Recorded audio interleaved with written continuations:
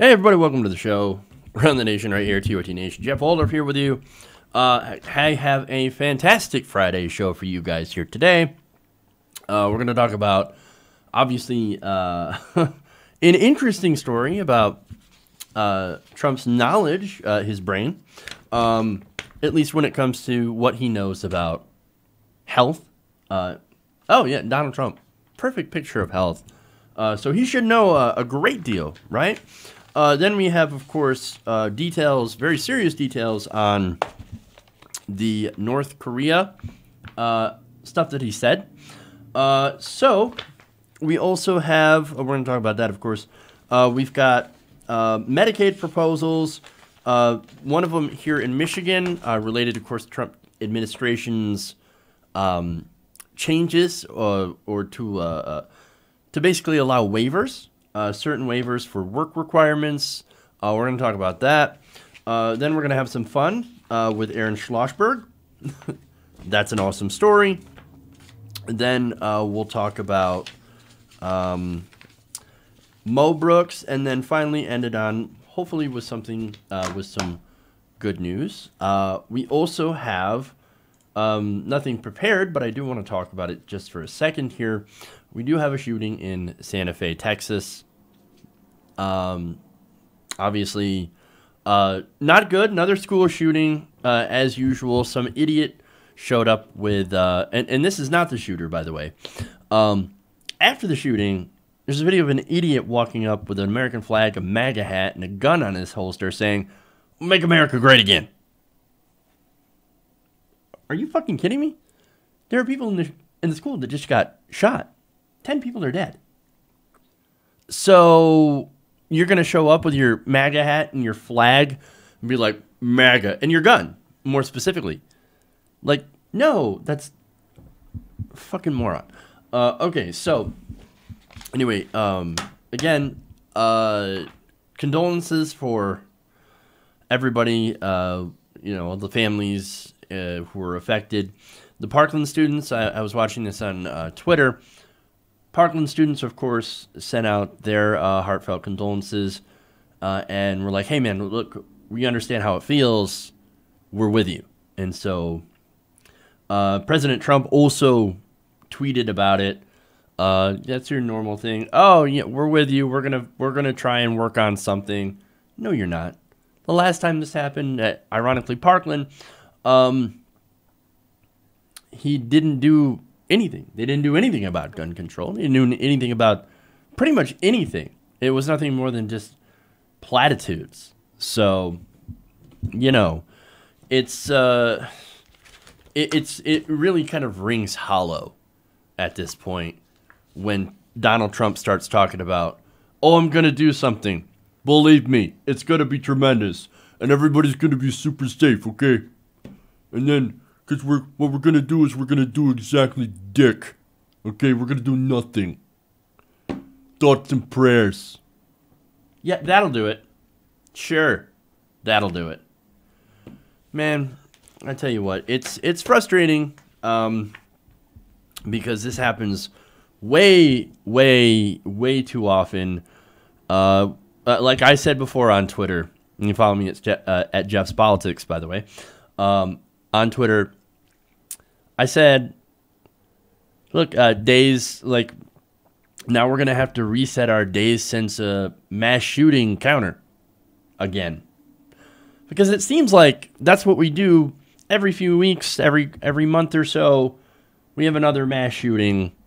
Again, we talk about, gun control, and the right talks about, we're going to do something about mental health or whatever. And what happens? Nothing. Nothing at all. And after a while, the rest of America just kind of shrugs their shoulders for the most part and goes, what can we do? There's nothing we can do. There's nothing we can do. There's a lot we could do. And Congress collectively shrugs their shoulders and says, there's nothing we can do. There's plenty that you could do. How about you actually represent us? How about you actually pass good policy that 90% of Americans want? Look, universal background checks. a limit on high capacity or a ban on high capacity magazines. Boy, that's just the very like least you can do. And you can't even do that because guess what? The NRA fucking owns this place. So that's what's going on here. Look, the mass shootings are so hard to keep up with because there are so many. And my wife asked me earlier, she's like, why weren't there mass shootings before? Like, back in the olden days. And I said, there were mass shootings back in the olden days. Thing is, we didn't hear so much about it. But there were. You know, there were mass shootings all the way back, school shootings back in the 30s. Now it's, of course, we hear more about it. And now there's more people, obviously, with guns, so it happens more often. It's something that has been happening throughout American history because, why? Because we all have too many guns. There are too many guns in America, in this country. And you can get them too easily.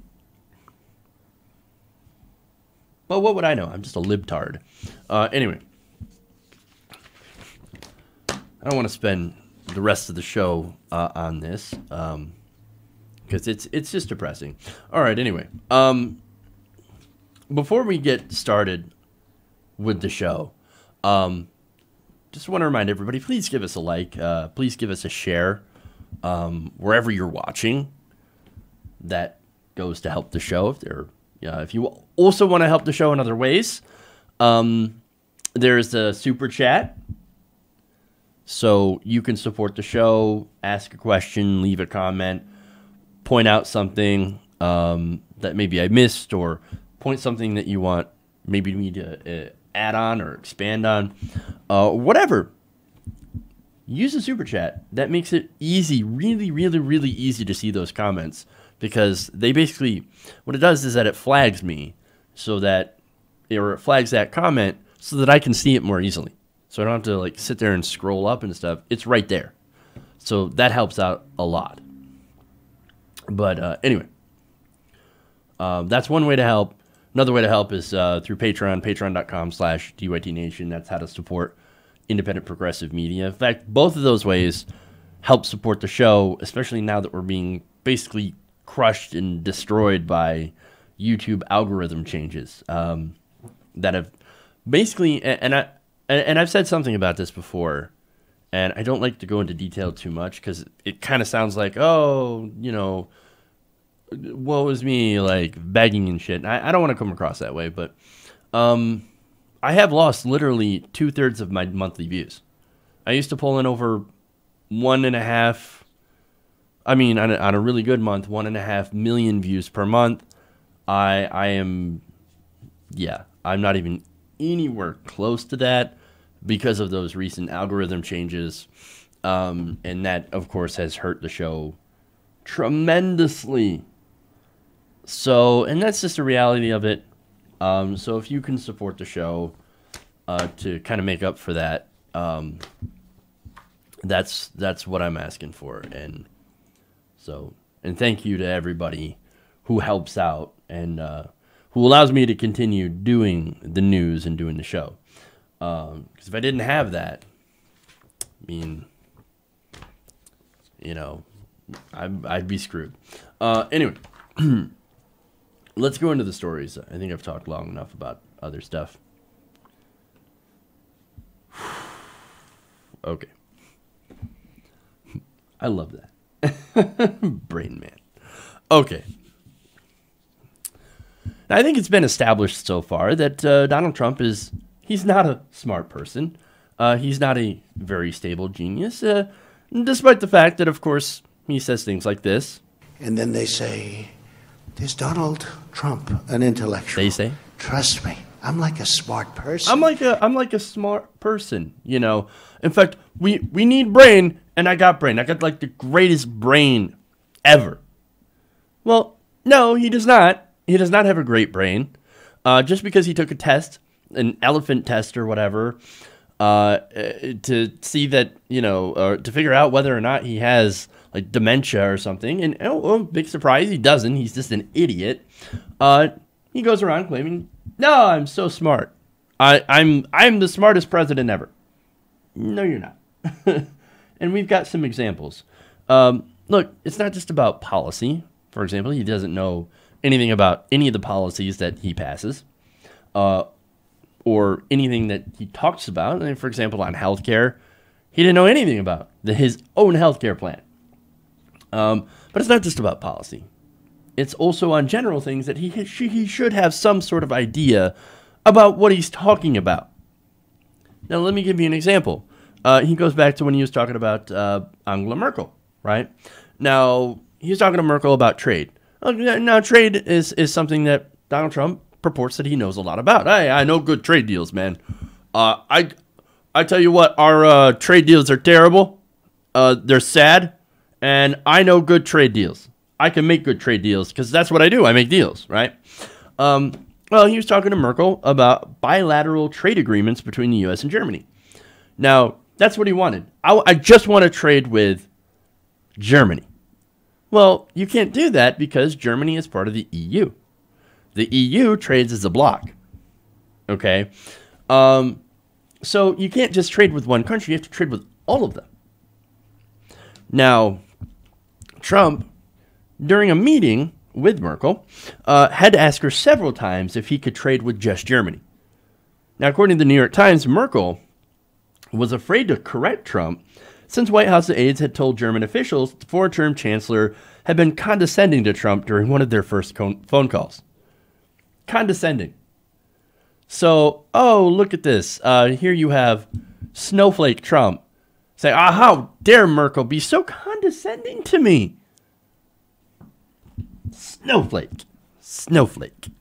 Anyway, so at the risk or to avoid the risk of offending our snowflake president, Merkel decides, okay, here's what I'm going to do. I'm going to try to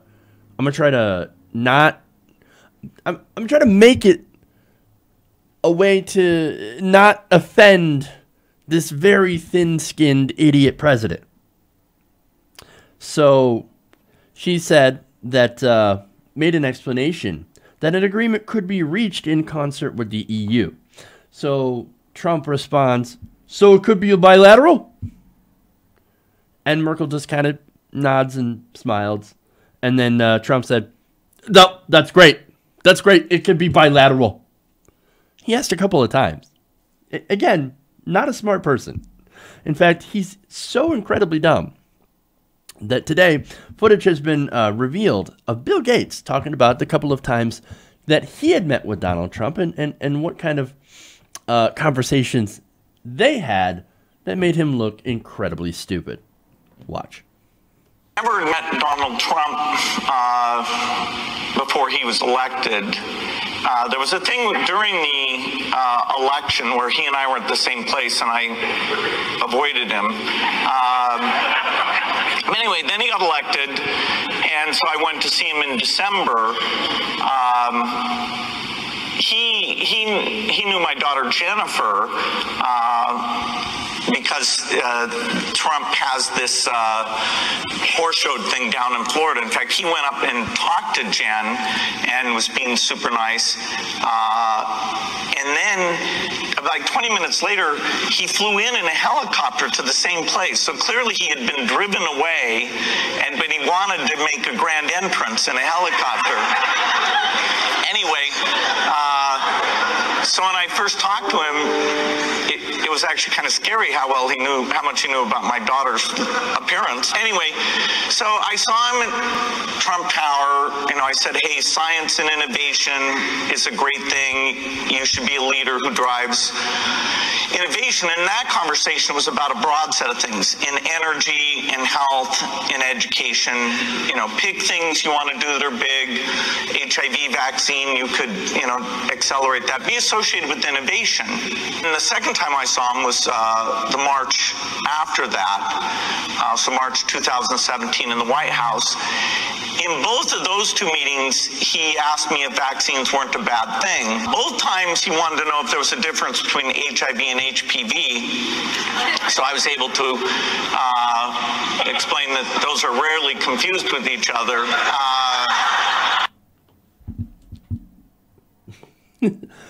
First off, I love the little anecdote that he told at the beginning. And he's like, yeah, look, Trump, he was there, talked to my daughter, which, again, that's a little creepy that he knows so much about her appearance. Weird. But that he left. They drove him out. He was already there. They left, and then they brought him on in a helicopter. Oh, my God.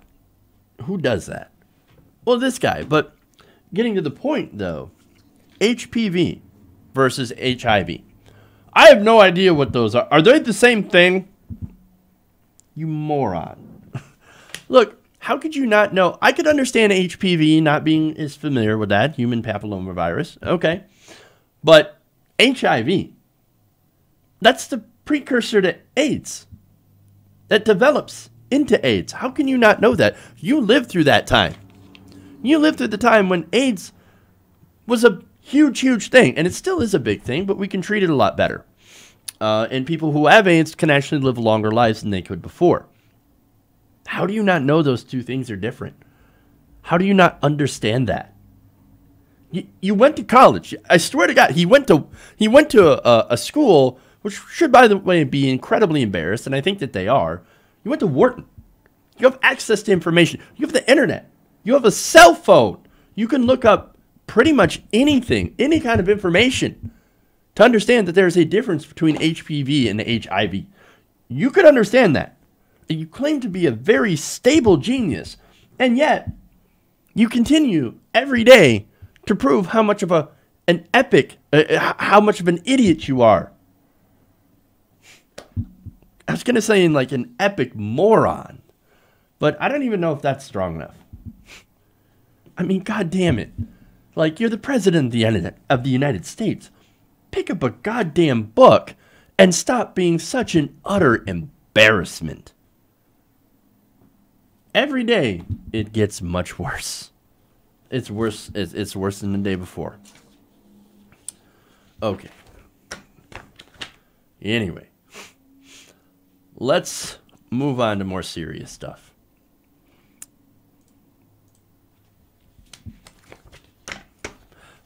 I say serious, but again, because the implications are. Okay. Hold on to that Nobel Peace Prize, because Donald Trump might have just messed up the North Korea talks. At least so far. We're not sure. But anyway, let's go into the story here.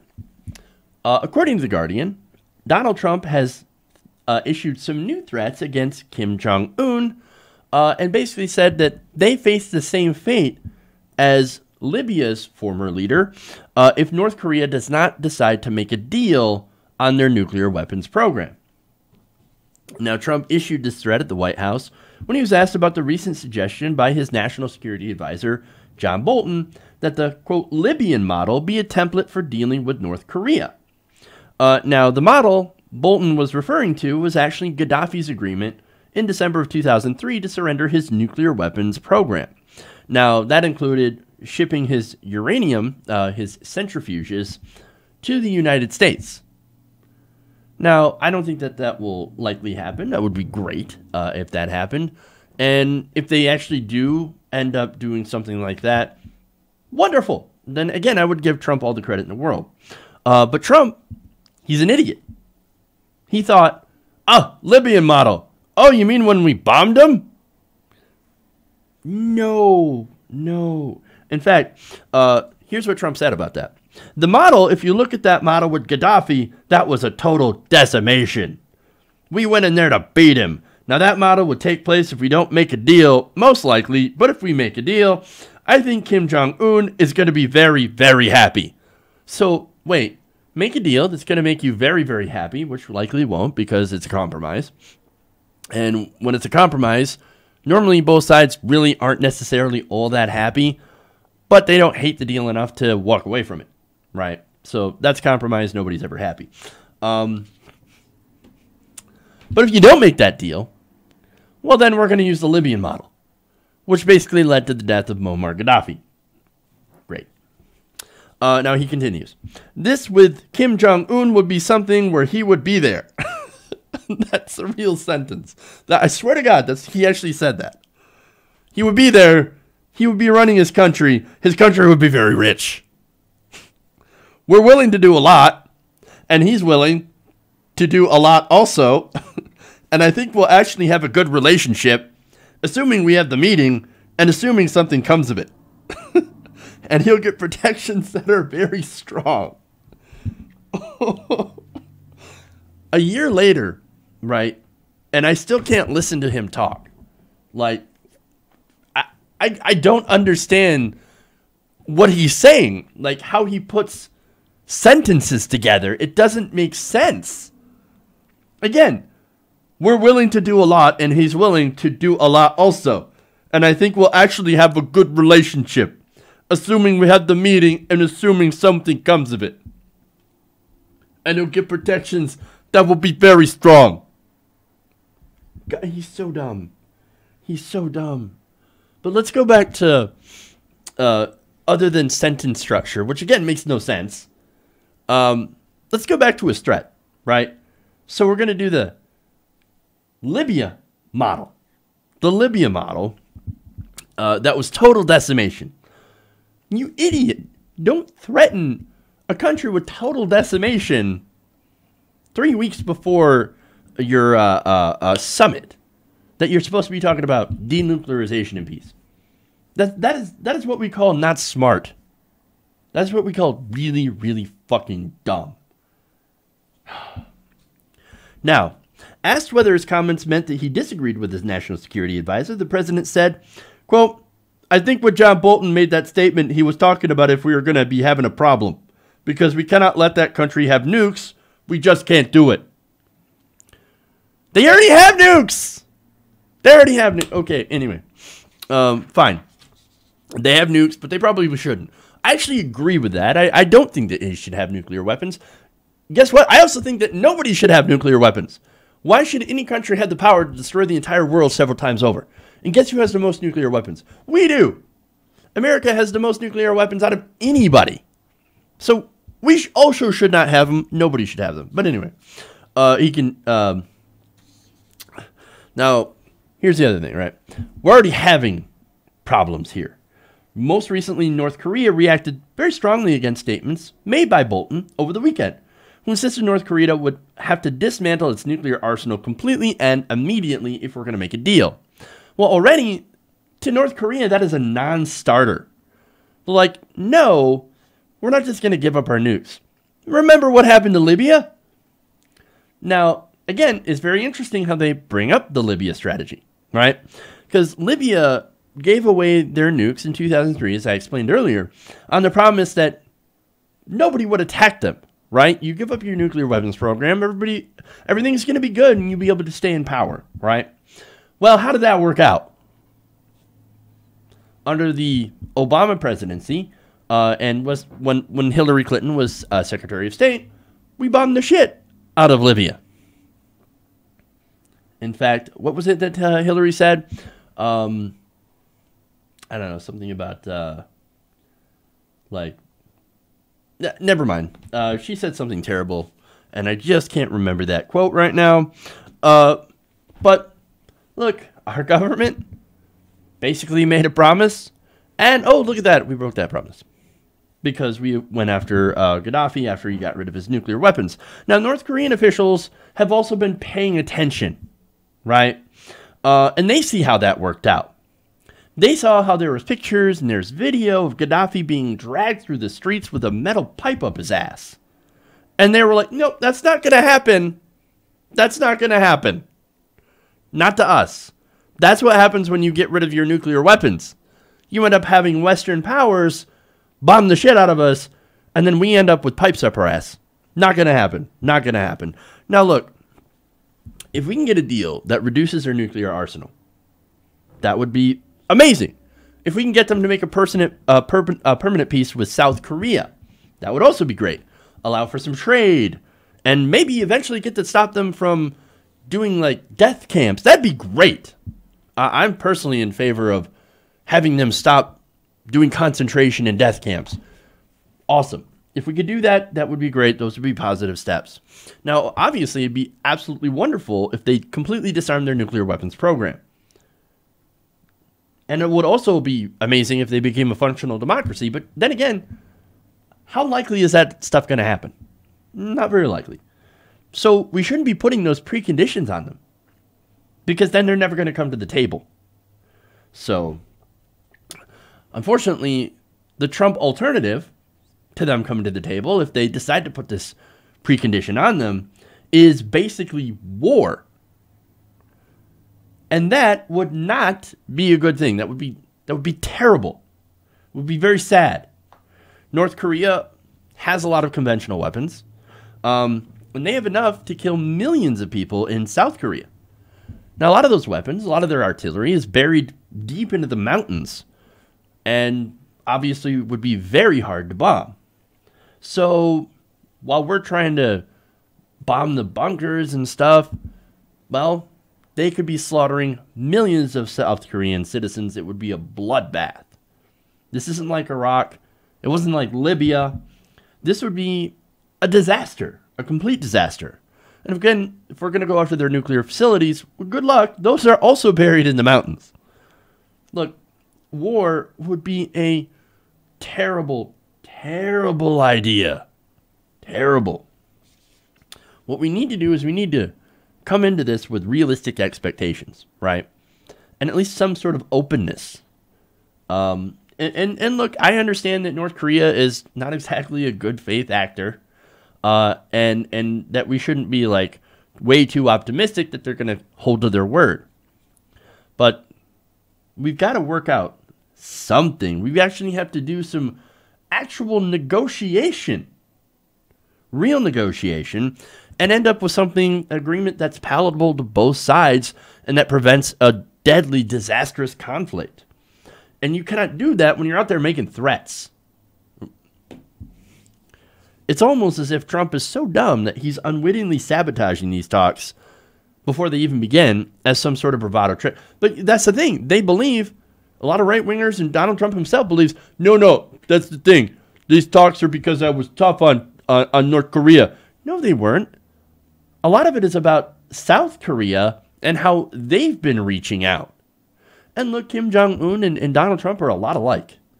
They both have incredibly thin skins. And they're both mad wannabe. Well, in this case, Kim Jong-un is an actual despot. And look, it's not like Trump has death camps or anything like that. But they are, in some ways, a lot alike. So, I don't know, maybe that will help them get along, but also, that might also be a point of contention where they might not get along. And so, this has me incredibly worried. I hope we get a peace deal, right? I hope they can get this done. I hope these negotiations actually do go well, because that would be a great thing. However, I'm going to be honest, I don't hold a lot of faith or hope in this administration for actually getting something good done. And I think this is more justification for that feeling. Okay.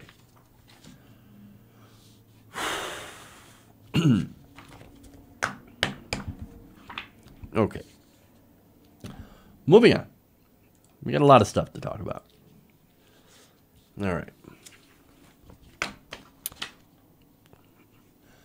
So on and on, you'll hear from Republicans that they and their policies are not racist. No, not racist at all.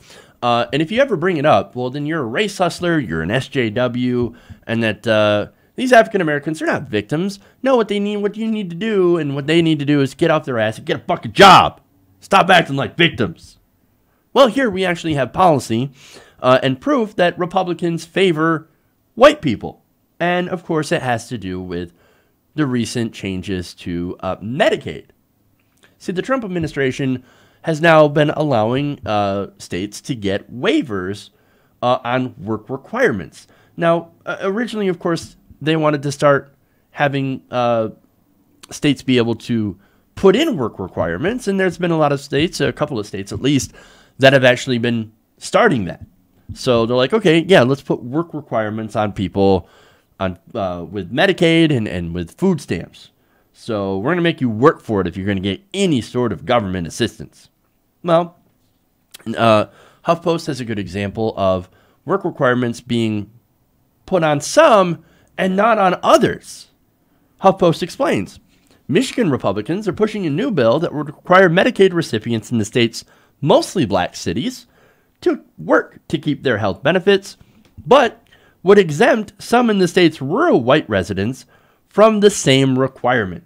So understand what this is, right? So, hey, you black people, you lazy black people in the cities, well, you got to work for your benefits.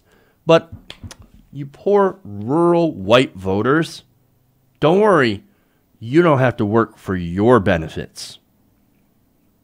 Waivers.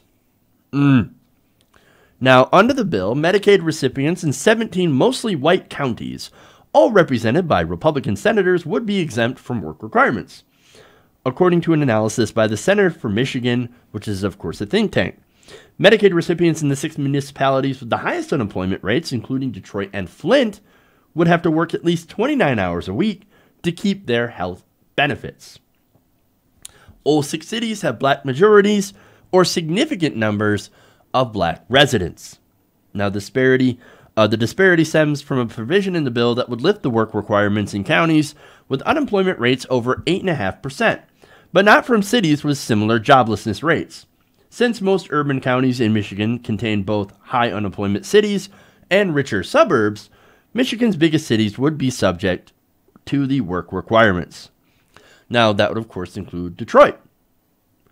Now, Detroit is in the county, is in Wayne County, right?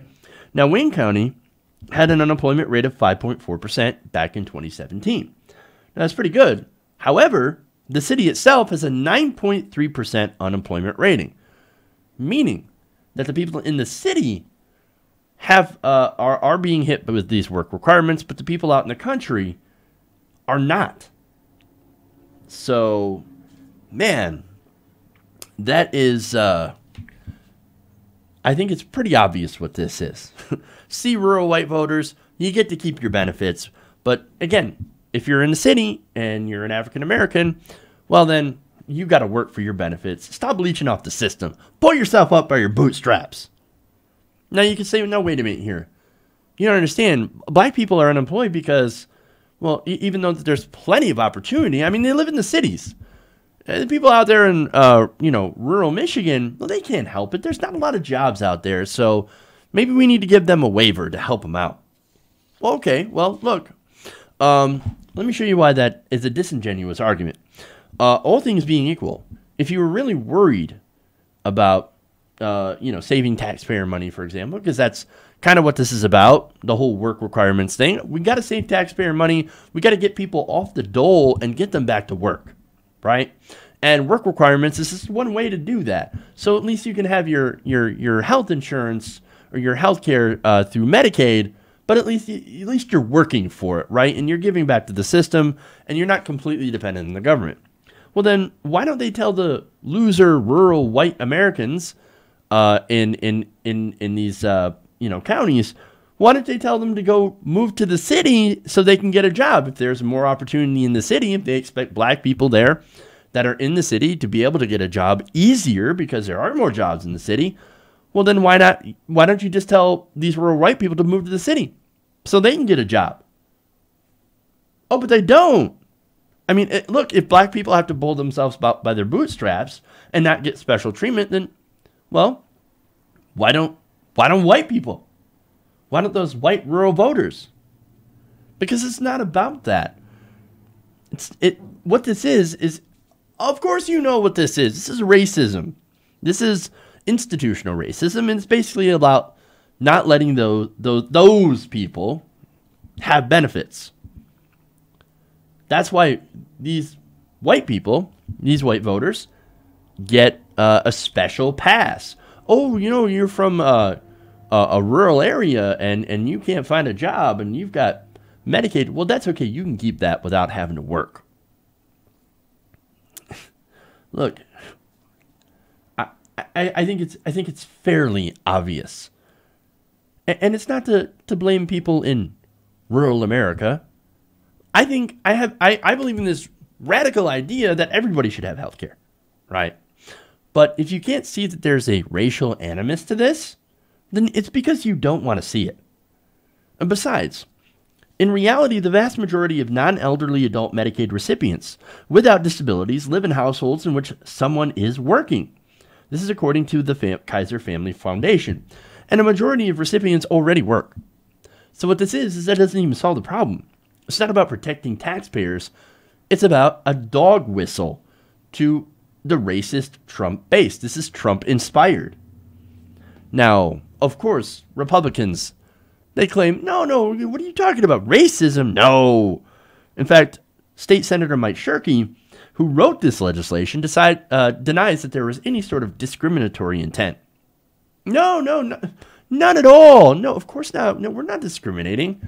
We're just happen to pick on the inner cities, which are majority African American, and put work requirements on them. To get them back to work because they're lazy. I mean, so they can have the dignity of work and pull themselves up by their bootstraps. But anyway, there's another quote here from Michigan Chamber lobbyist Wendy Block. Now, she told HuffPost that, quote, "We were just trying to be helpful." Oh, you were just trying to be helpful. Quote, "It was really just a simple suggestion, not one that we're married to." Well, now that you're getting in trouble for it, now that people are calling it out for being incredibly discriminatory, it was just a suggestion. We were just trying to help. We were just trying to help the poor black community. Who is this helping? It's not helping anybody. Look, again, I believe that we should all have healthcare. I believe healthcare is a human right. When you're born, and guess what? You get access to a doctor. And even before that, your mother gets access to a doctor. And it's all paid for through taxes. Now, in that situation where everybody has healthcare through the government, do people get healthcare that don't work? Yeah. Because again, that is a human right. Everybody gets it. Now, some people might worry about, then who's going to work? Well, we have examples of where everybody has universal healthcare and still works. In fact, in a lot of places, or in every place, where they have that system, there's still a lot of employment. And not only that, but healthcare actually costs less per person overall. And a lot of people can create businesses and not be tied to a job based on whether or not they have healthcare. And not only that, but people who are mentally ill are taken care of. And often don't end up on the street and end up being productive. So there are so many benefits to having a universal healthcare system. Instead, what we're doing is that we're doing discriminatory government-run healthcare systems, and we're also doing private insurance that's for-profit, which ends up leaving millions and millions of people out of the healthcare system and unable to get the healthcare that I believe that they all deserve. So, look, let me make one more point here. I think one of the biggest resistances against Medicare for all by a lot of Republicans in general is the idea that those people will end up getting helped by this as well. Racism is alive in America. Even if you have the blinders on, you don't see it. It is there. It does exist. Take the blinders off. Actually look at the situation through somebody else's shoes. Talk to people who are impacted by it. Talk to somebody different. Get to know what their struggles are. Get to understand things. And then you realize, oh, right, it is a problem. yeah, it's not people running around in white sheets anymore, but it is apparent in our institutions and in the way we even take care of our own people. And this is a great example of that. Okay. I'm going to take like a quick break, and then we're going to have some fun. We're going to talk about Aaron Schlossberg. We'll be right back. Stay right here around the nation.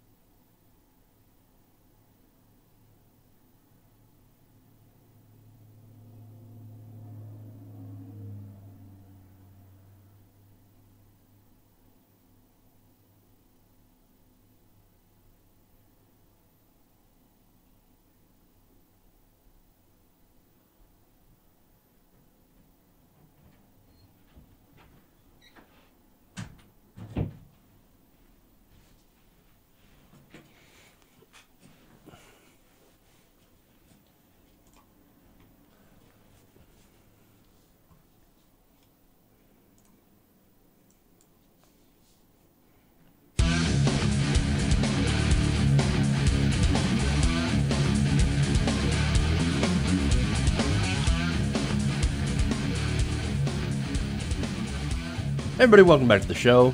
Around the nation, right here, TOT Nation. I have a couple of super chats to read.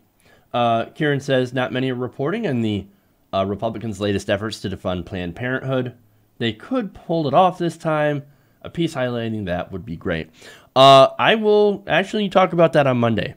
So when we come back from the weekend, I will talk about that, and because that is very, very interesting. Kimberly Buckley sends in a super chat saying, "Pipes up our arses will be headlining Coachella next year." I'll pass. Thank you. Thank you guys for the super chats. That, of course, goes to help the show, and I appreciate it. Okay. Now, let's get into Aaron Schlossberg. Okay.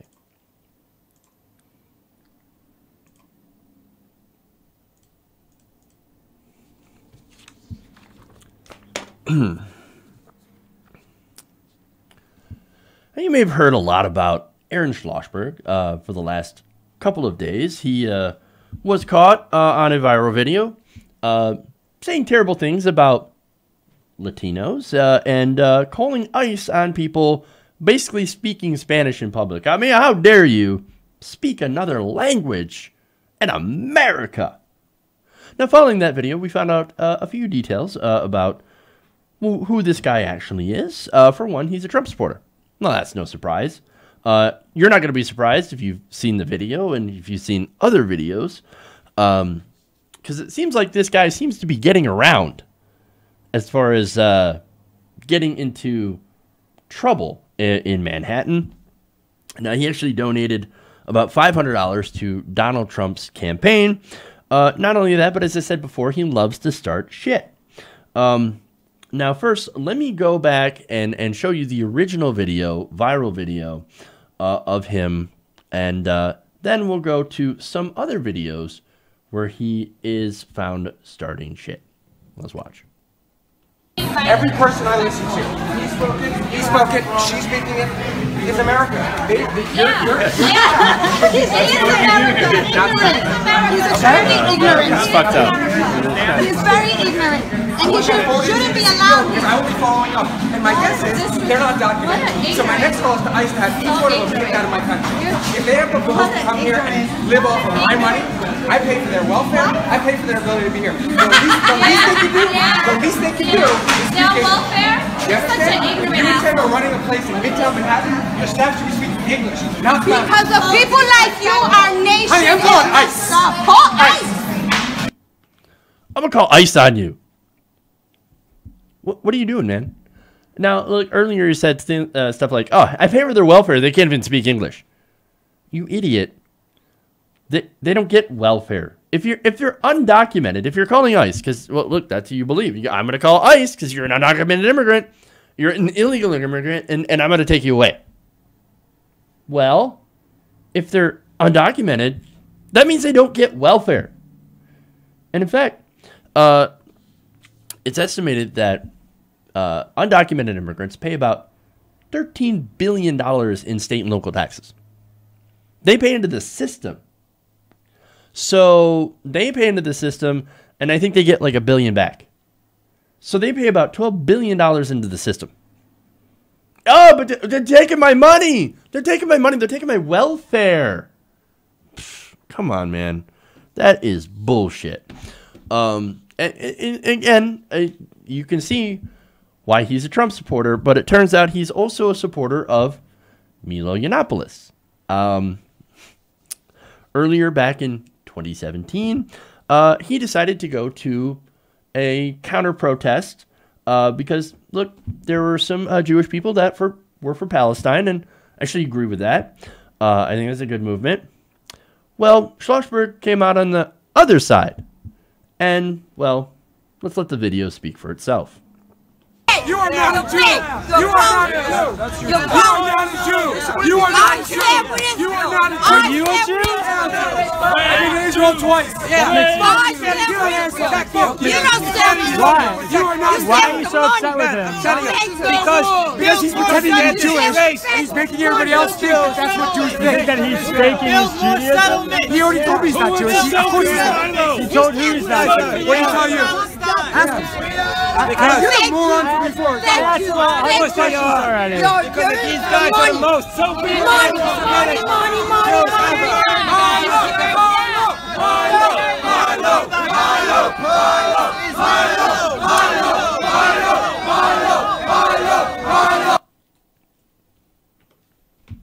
So, hey, man, look, I've been to Israel twice. Ooh, wow. Nobody cares. So he's out there saying, "Oh, you're not a Jew," to somebody who's obviously Jewish. Okay, whatever. But then he brings out Milo Yiannopoulos. So he pals around with this guy, who is a little anti-Semitic. I mean, look, according to a BuzzFeed report, when he was working at Breitbart, he allegedly had passwords with Nazi references, including the Night of the Long Knives. Oh, well, that's classy. And sang karaoke as his audience would give Nazi salutes. No, but he's not anti-Semitic at all. No. Classy guy, right? Now, Schlossberg has also apparently accosted people just randomly throughout Manhattan. There's video, and I don't have video of that, but I will put a link in the description of him just running into a guy and then saying, "You dirty foreigner, how dare you?" The guy he ran into is from Massachusetts. Now, of course, the fallout from this is awesome. Now, according to the Post, not only did he get kicked out of his office space, in fact, let me give you the details on that. According to the New York Post, Corporate Suites, the company that operates the business center in which attorney Aaron Schlossberg leases office space, has terminated its agreement with him. They said, quote, and this is the company's president, Chaim Grant, talking to the Post, saying his actions are just not consistent with our community and rules and regulations. It's totally contrary to everything we believe as a company and personally. That's awesome. Now we also have his fellow lawyers that are dunking on him, and that's great. Let me give you some quotes there. One attorney at the Supreme Court in Long Island City said of Aaron, quote, "I noticed him because of that clip online. I was taken aback that he would have the balls to come to court in front of all of his colleagues after his crazy outburst." There was another lawyer that added, "Why would he do that? His reputation will be shot. What a dope. What a dope." Indeed. Now, Not only that, but the law firm that he is part of has been inundated with negative reviews. He has been yelped, and that is awesome. Now, finally, a former client of Schlossberg said he had witnessed the lawyer's bad temper, but not any bigotry, and had stopped using him last year. So again, that goes back to the point that he has a history of this. He said, we had a bad relationship with him. He's that kind of person. Said Gennady Kozikovsky, whose company Genio Management was employing Schlossberg in a lease dispute before switching attorneys back in September. He said, when we stopped working with him, he started screaming and all this stuff. Fascinating. Now, I have one more video for you guys, and this is of him basically, since he has become memed and internet famous, he's decided to run from the cameras. I have video of that. Enjoy. Why are you running, man? You don't want to stand by what you said? Aaron, at what age did you decide you wanted to be a racist like this? Why'd you say those things to those people, Aaron? You feel bad about what you said? Were you just having a bad day? Or are you always this way? Daily News. Man, I think it's all men. They're yelling, they're claiming things that aren't true. They're grabbing my personal... We're claiming things that aren't true. You mean we're only talking to you about what you said yesterday that was on videotape? What a bitch. Oh no, I'm going to hide under my umbrella and I'm going to call the cops. Oh, man, these mean men are accosting me. Snowflake. You know what that's saying, Trump supporters? Fuck your feelings. Well, Aaron Schlossberg, fuck your feelings, you asshole. So to recap, this guy has a temper apparently when he hears Spanish, which, by the way, he speaks fluent Spanish. It's on his website. So what? He couldn't just be like, oh, these people are speaking Spanish. That's fine. I speak Spanish.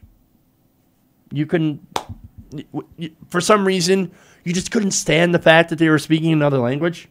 Ridiculous. But then again, this is the kind of guy who runs into random strangers and calls them dirty foreigners. So that's who he is, right? He's MAGA all the way, and of course, seems to be a pretty terrible person overall. Now, of course, there are people out there that are going to take his side and think, oh, how dare you guys talk about him and destroy his life like this? He'll never be able to work again. How dare you liberals go after him like this? You are so mean. You are bullies. And you are violating his free speech, by the way, by showing the stuff that he actually talked about. No, if anybody's ruined his life and his career, it's himself. What happened to personal responsibility? If you don't want to be treated like this, maybe you should not be an asshole to other people in public. Maybe that would help. Look, everybody has a right to an opinion. Of course, right? And this is, of course, isn't a violation of his free speech. It's not a violation of anything. He's pretty much getting what he deserves. Having the right to an opinion does not protect you from the consequences of expressing that opinion. So, as I said before, this guy is getting exactly what's coming to him. And I think it's well-deserved. Okay. One more story here, since we're running out of time. Let's talk Mo Brooks.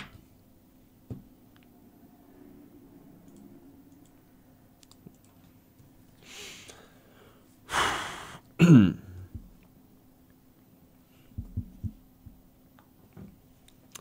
Representative Mo Brooks has an interesting idea about why hold on, let me start that again.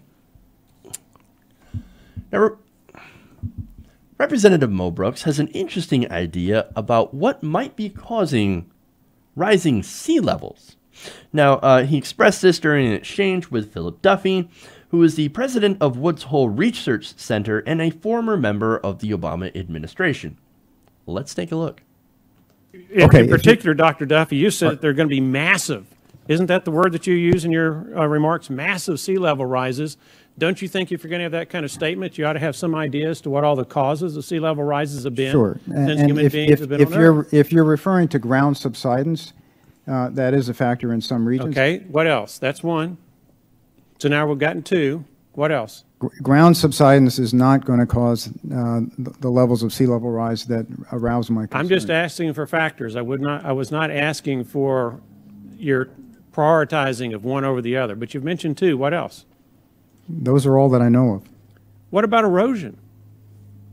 Every single year that we're on Earth, you have huge tons of silt deposited by the Mississippi River, by the Amazon River, by the Nile, by every major river system, and for that matter, creek, all the way down to the smallest systems. And every time you have that soil or rock or whatever it is that is deposited into the seas, that forces the sea levels to rise, because now you've got less space in those oceans because the bottom is moving up. We've got less space in the oceans. I mean, look at all the runoff. Look at all this erosion, all the rocks that are falling in the water. I mean, for example, I mean the erosion, all the stuff going into the Mississippi River or the Nile. Now, it's funny how he talks about the Nile. In fact, we're going to talk about the Nile. Man, this guy is desperate to avoid talking about climate change, or even acknowledging the existence of climate change. Now, Duffy, of course, responded to this, and he said that he did not believe that this theory of rocks falling into the ocean and displacing the water would explain the high levels of sea level rise. He said, quote, "I'm pretty sure that on human timescales, those are minuscule effects." On human timescales, absolutely. Now, look, if you want to talk about geologic timescales, well, yeah, that can be a big factor in sea level rise, of course. But we're talking hundreds of thousands, even millions of years. And see, nobody wants to talk about those giant timescales when it comes to climate change, for example. Now, look, climate, as a lot of deniers will love to tell you, climate changes all the time. What are you talking about? I mean, the climate's always been changing. Well, that is true, right? It's gotten warmer. It's gotten colder. We've had ice ages. We've had very tropical warm ages where, you know, they're very high oceans. There actually wasn't a lot of ice in the north. But look, in those time spaces between those two extremes, those time spaces have included hundreds of thousands, as I said, millions of years in between them. So it takes quite a while to get from one to the other. Now, the problem here with climate change is that, look, since the Industrial Revolution, we have seen a very, very fast pace of change. Now, we've seen massive amounts of warming throughout the planet. Now, that is massive change in a very short amount of geologic time. Now, you might think, oh, 200-ish, 300 years. No, that's a long time for when it comes to human lifespans. But on geologic time, it's a very, very short time. So that's significant because that makes it harder for animals and plants to be able to adapt to those changes. Look, right now, the life on Earth is adapted to the climate that we basically have or had, I should say, since it has been getting warmer. They had adapted before it started getting warmer. So the problem is that we're having mass die-offs. We're having huge level extinction events for a lot of plants and animals. That is a very, very bad thing. That kind of change presents huge, huge challenges for biodiversity on Earth. If the climate changes too fast, we can't adapt to it, and we run the risk of destroying our own food chain. And you know what that leads to. Now, going back to sea level rise, when you add that in, well, that threatens coastal communities, right? First off, you have storms that are actually a little bit stronger with more warmer water that is used to fuel these stronger storms and create these stronger storms more often, well, you're going to have more destruction of the coasts. And you're also going to end up having these areas get flooded as sea level rises. Now, the problem with that, of course, is that most of our population happens to live on the coasts. So you can see why that's a big problem. Now, that would cause, of course, if you flood those areas and make them uninhabitable, because they're underwater, even an inch, 2 inches, you can't live there. Well, you're going to have mass migrations away from the coastlines into the interior of the countries. So this is some of the problems that we're facing with climate change, and we should be absolutely worried. Now, Mo Brooks, however, he is not worried, because by the time all that happens, he'll likely be dead. And right now, he tends to be making a crap ton of money from the fossil fuel industry. So that's why he pushes ridiculous ideas like, oh, no, you don't understand. The Arctic sea ice is getting bigger. Oh, really? So that would be like, oh, no, we're global cooling. It's actually getting colder because I can go outside and get a snowball. That's not true.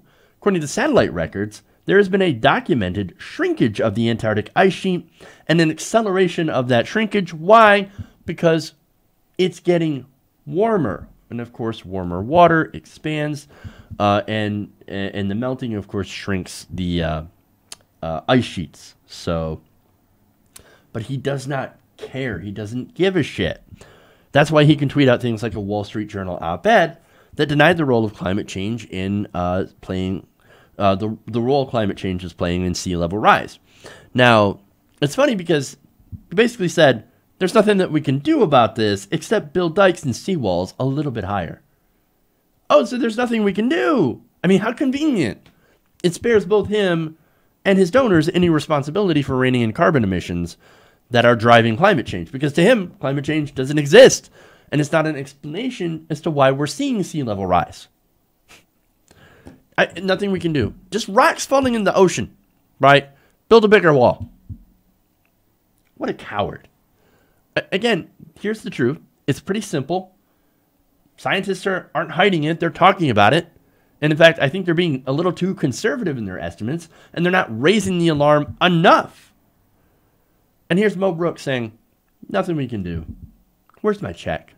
Do I have my check from the oil industry yet? From the Koch brothers? Cowards. He is corrupt, and his ideas are dangerous. This is one reason why we have to get the money out of politics. As long as politicians can sit there and take legal bribes through our system, campaign contributions, independent expenditures, and then use that money to blanket airways with ads, then people like Mo Brooks will continue to win elections and, through their sheer cowardice, greed, and stupidity, doom us all. We got to get them out. Okay. I think I'm fairly clear on that. I do have, before I go, one more super chat to read. Let me go to that right now here. Let's see. We have Kimberly Buckley asking, will I be part of the TYT YouTube TV? I do not know. Actually, I don't know the answer to that question. I will have to ask the next time I meet with my network rep. So that is unless somebody who already has YouTube TV can actually tell me if I'm there. Because I don't know. I have not signed up for it. You think I get an extra $40 a month? Hell no. That said, it might actually be cheaper than the cable package I pay for right now. But again, that's because I have internet along with it. So, but anyway, that said, yeah, if anybody knows if I'm on the TYT YouTube TV, please let me know. I'm very, very curious about that to know if I'm there. So if any of you find out, tweet me Jeff's Politics. Okay. Anyway, I think I'm going to get ready to go here. One more question here. And it's not from the Super Chat. Will I stream World of Warcraft? No, I'm currently not playing. I'm actually playing more Final Fantasy XIV. And also, last night I tried Fortnite. It was interesting for the couple minutes that I got to play, and I was immediately, like, sniped in my face. So that was fun. I think I killed somebody, though, before I did. Like, my whole team was, like, wiped out. And here I am collecting all the weapons that I can. Yeah. Maybe I'll stream that. Who knows? That should be fun. Very, very interesting. All right, everybody. Thank you. You guys have an awesome weekend.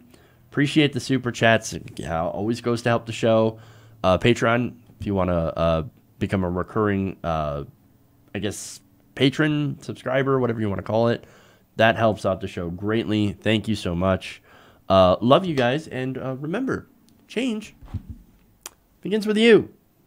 Good night to you, T Nation. Have a great weekend. We'll see you on Monday.